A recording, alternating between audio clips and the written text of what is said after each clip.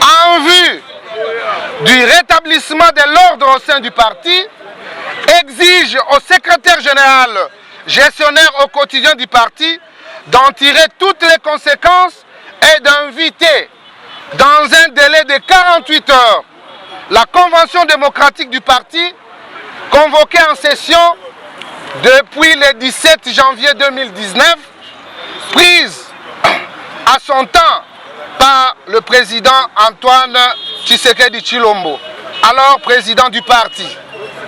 À l'effet de prendre des mesures idoines pour la bonne marche du parti.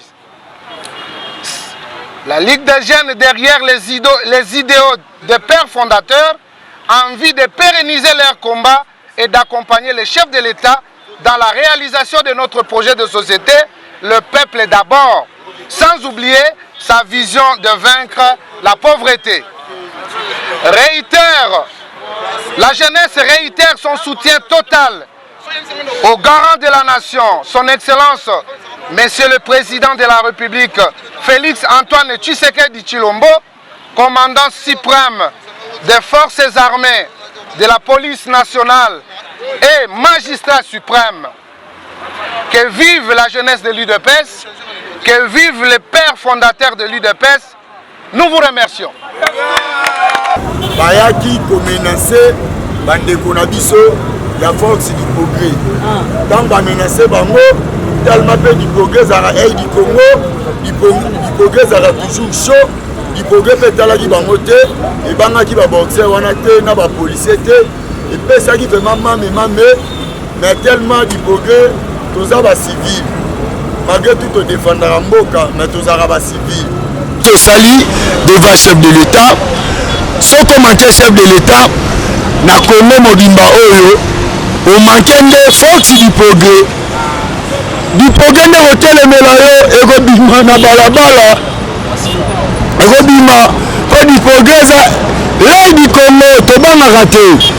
Pour biso soto tena matambe na biso na balabala to signer, c'est to signer.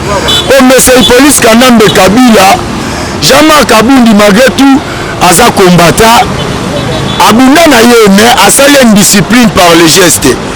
Atuna monsieur police Kanambe Kabila nde amona nde totele matambe na nzela suka chaleur eleka aseda.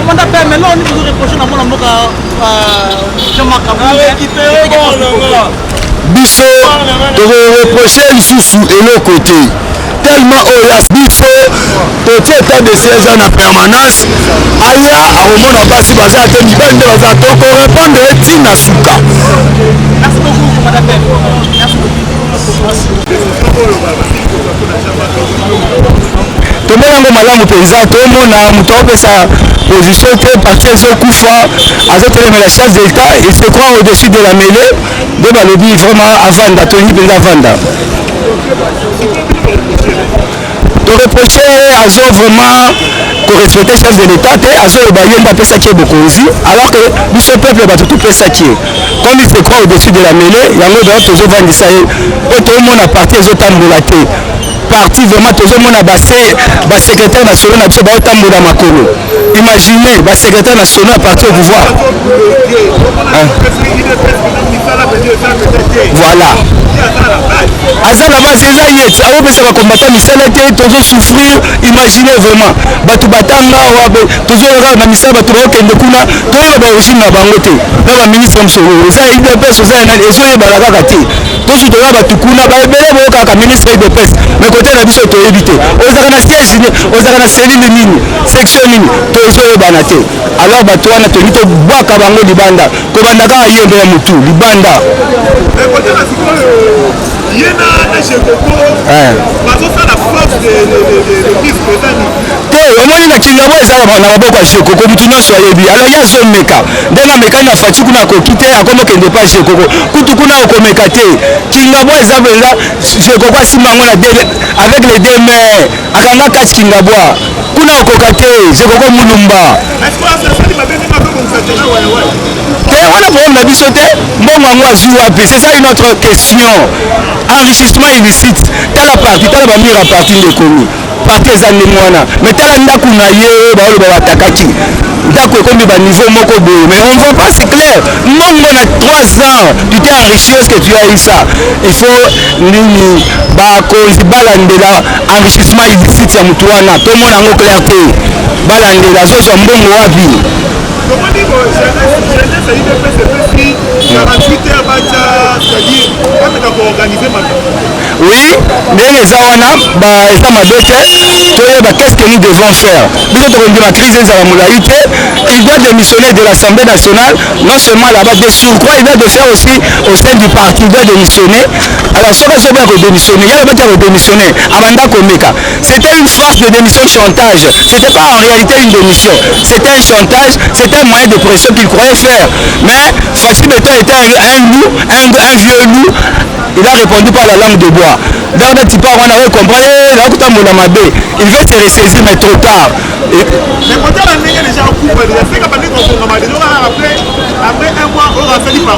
Oui, à cela déjà décision finale. Un parti politique en gestation. Oui, il a même dit, il appelle les combattants à le suivre dans sa nouvelle vision. Sa nouvelle vision, c'est quoi? C'est la décision finale. Imaginez, Bino Borogi va décider dans cette cité, Borogi décide, mais la décision finale doit se prendre au sein de son parti. Et c'est à la 14e rue là-bas. Et oui, ça s'appelle décision finale. Non, parce que il y a des gens là, alors pas que non, Fatia retiré signature, il y a vraiment le décision finale. Bon, bah, les autres, il y a le backup. Peuple Abandako, mais il est comme étant secrétaire général du parti, c'est lui une sorte de porte-parole. C'est lui qui doit, c'est lui comment la Kabouya chose de parole. Décision, ils n'ont pas Kabouya, décision, vous n'avez pas, base, tout ça, on a d'un côté, lui aussi, il a parlé. Disons que lui, c'était la bouche autorisée. Mais la décision n'est pas venue de lui. Et puis celui qui a mis Fachi là-bas, c'est le peuple. Ce sont les combattants, tout le peuple en général. Mais lui, il prêtait à le bas. Azo bien appelé maman Denise Boye, Mobana Azo Yambangate, mais Nini, Azo Moussaka, Nande Moutulatia Kaïwana. Oui, il dit ça.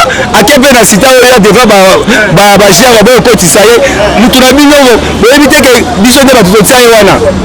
Oui, il est trop loquace, il parle trop. Oui, très orgueilleux. Mais quel statut à partir en nous? Parce qu'on a bien IDPS Bar Tshisekedi.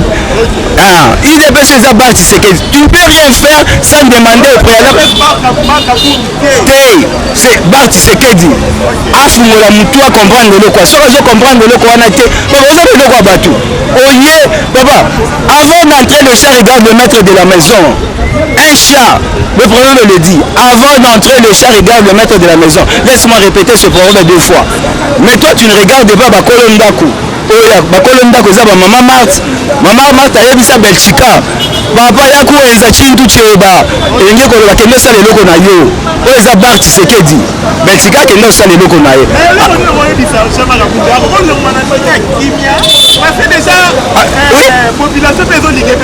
Oui, atolinga ete oyo moko mona ba combattant.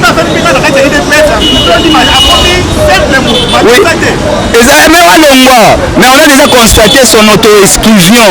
C'est ça le problème. A aussi la peine en partie. Viva, aina chemise abalin biso ne bato skotsaka na FG tokei kotika ye na Kamul Inter akende kolala. Après 2 jours abungaka na Kisasa. Abungaka na Kisasa ayebi elongi oyo soki atali yango ayebi yango. Comprendre? IDPS toza bamalere na ye te. Akomisi parti politique il aura intérêt privé à famille na ye. Pour la ministre le Kalifa qui n'est pas na ye a corrompre ye. Mandataire abima aya pa na ye a corrompre ye. Et bon au peuple congolais, et bon au biso ba politicien, du progrès parlement de Ligue des jeunes, tout consort. Bon to se retrouver te. Et comment on sala biso le soni, to koti na biso ke kinga santo matete tolemba. Na kati biso to le kana kati boulevard, ba yebisa biso bazwa pouvoir tara basebele et ça la bonne côté les Jean-Marc Kabunda démissionné avec beaucoup de respect, beaucoup d'honneur.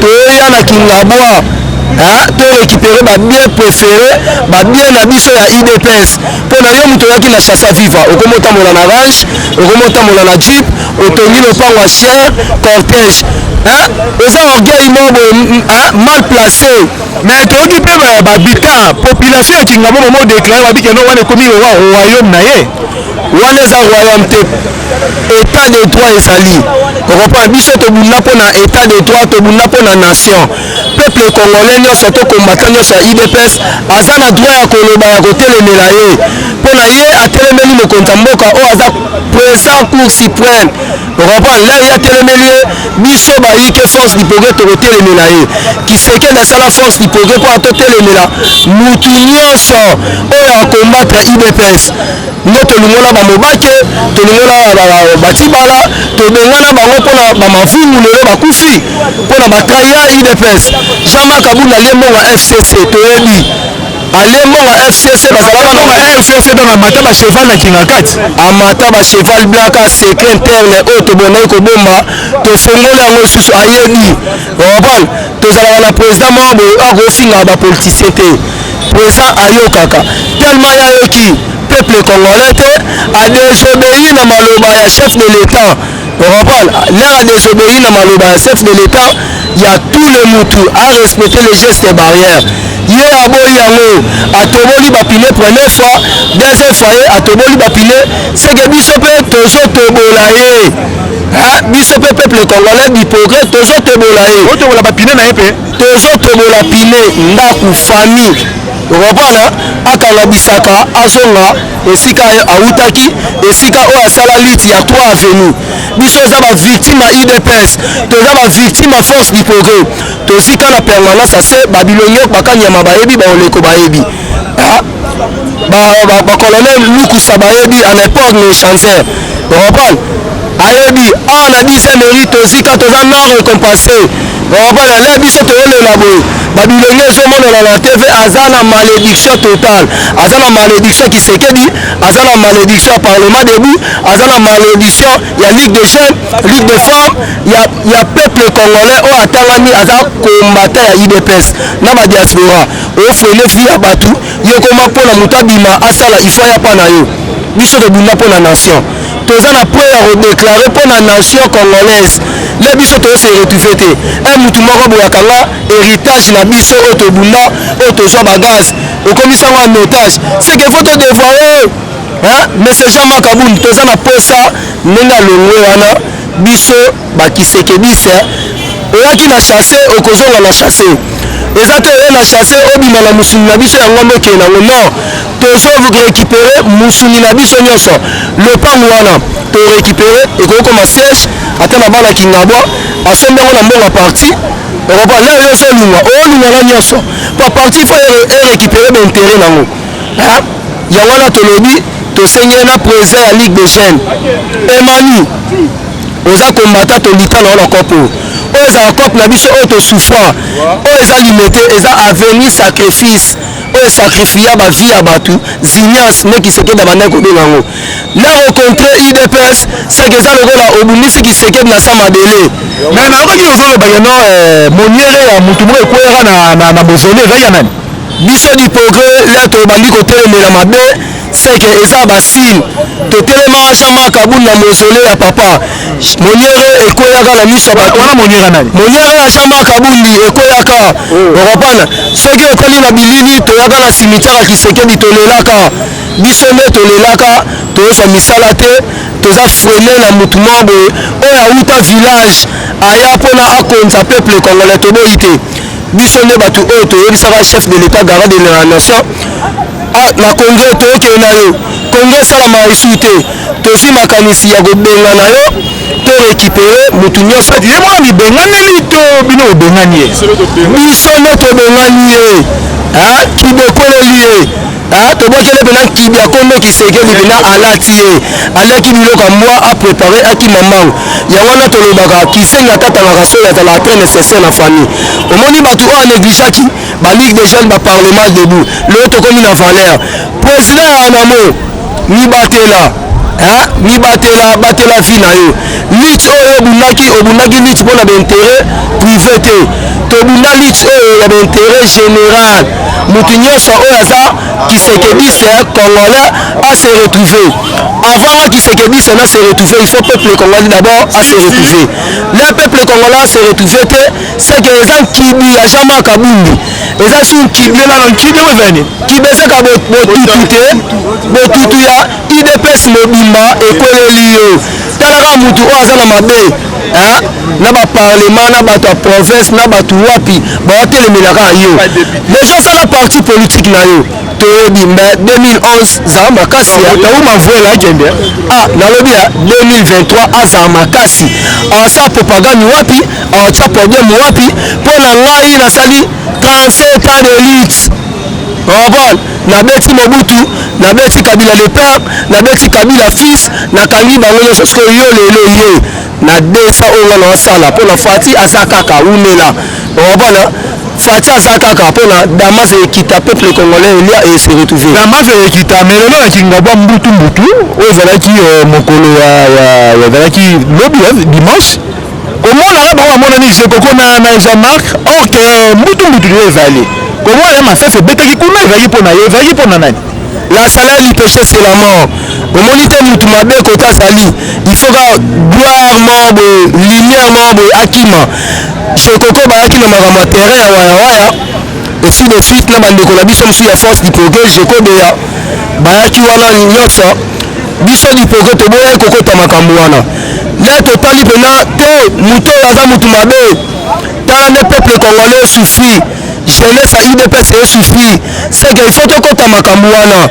Ye akokende kaka bongo ye akobomisa waya te soki abomisi waya eza soni mpona yimba bavoi jekoko asala deja kanga aza Kisekedi ye tobeta na ye boloko na bapapa Aristote na batibala toyebani tobeta na ye boloko ye pavillon 8 biso pavillon 5 tosakrifia bavi na biso mpona eloko depuis 2011 Kisekedi ya papa obaki Kabila libéré bato na la prison biso ne tozalaka na baprésident bamokato na batibala na akota prison abeta boloko te asala liti moko te ayokutanaka na intérêt moko boye dans ameli te eloko moko te ayetaka boye abunda na ligue de jeunes ya IDPS na parlement debout oyo basouffrir 37 ans de lutte babénéficia te babonga te yo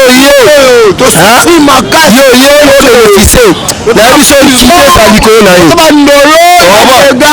na lutte beta ndolo amoni wana kande ya dega mupompa muya na waka mwanga obili mandela mupompa wa muya jule mupompa muya na beti 4 fois ndolo 6 fois prison makala